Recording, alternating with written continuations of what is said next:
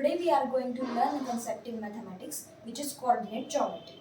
Today we are going to learn basic concepts in coordinate geometry. All of you are familiar about number line. On the number line, the distances from a fixed point are marked in equal distances positively in one direction and negatively in another direction. And the fixed point from where the distances are marked is called as origin. Now we will see how the number line exactly looks like. This is the number line. First, we will mark the origin point. This is the origin and there are positive values on the right side of the origin and negative values on the left side of the origin. Therefore, this is 1, 2, 3 and so on, and negative values like -1, -2 and -3 and so on. If we consider a point P which is outside the number line, can we represent this point by using this number line? No. We cannot represent this point P because it is outside the number line. So, we can use here coordinate plane or Cartesian system. What is the coordinate plane? The coordinate plane consists of two lines or two axes which is perpendicular to each other. This horizontal line is called as x-axis and this vertical line is called as y-axis. And the intersection point of this x-axis and y-axis is called as origin. Now we will mark this as x, x dash, y and y dash, and this is the origin point. The right hand side of the origin is called as positive x direction or positive x axis and the left side is called as negative x axis. Similarly, the line which is above the origin is called as positive y axis. The line which is below the origin is called as negative y axis. So, how we represent this? 1, 2, 3, which is positive x-axis, then -1, -2, -3 and so on, which is negative x-axis, then 1, 2, 3, positive y-axis, and then -1, -2, -3, negative y-axis. Now, consider this general point Pxy, where the first component is called as x-coordinate and the second component is called as y-coordinate. In another language, the x-coordinate is also called as abscissa and y-coordinate is also called as ordinate.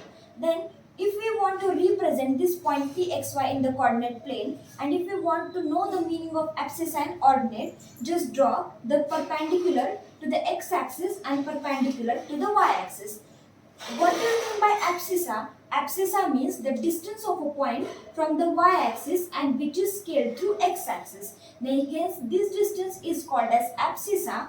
And what do you mean by ordinate? Ordinate means the distance of a point from the x-axis and scaled through y-axis. This distance is called as ordinate. Now we will see one example how to represent a particular point.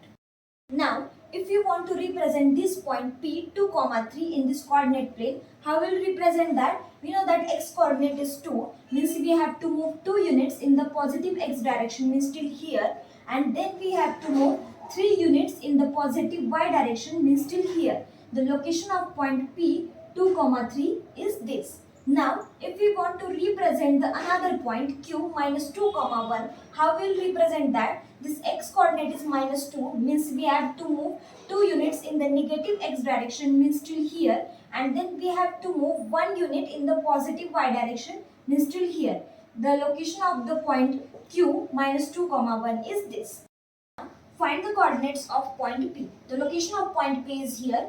Just draw perpendicular to x-axis and perpendicular to y-axis. The distance of a point P from y-axis scaled through x-axis is 1 unit, means x-coordinate is 1.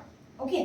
Now, the distance of point P from x-axis scaled through y-axis is 2 units, means y-coordinate is 2. Means the coordinates of point P are 1, 2.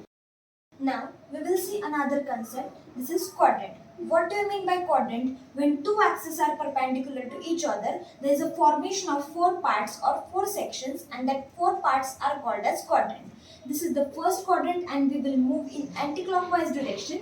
This is second quadrant, this is third quadrant and the last one is fourth quadrant. Now if we want to find the signs of x coordinate and y coordinate in the particular quadrant, how we can do that? This is the first quadrant, and first quadrant consists of positive x axis and positive y axis. Therefore the signs will be positive positive. Then the second quadrant consists of negative x axis and positive y axis. Hence the sign will be minus and plus. Third quadrant consists of negative x-axis and negative y-axis. Hence the signs will be minus minus. And the fourth quadrant consists of positive x-axis and negative y-axis. Hence the signs will be plus and minus. So today we have learnt about the concept of number line, coordinate plane or Cartesian system, then how to represent a point, and the concept of quadrant.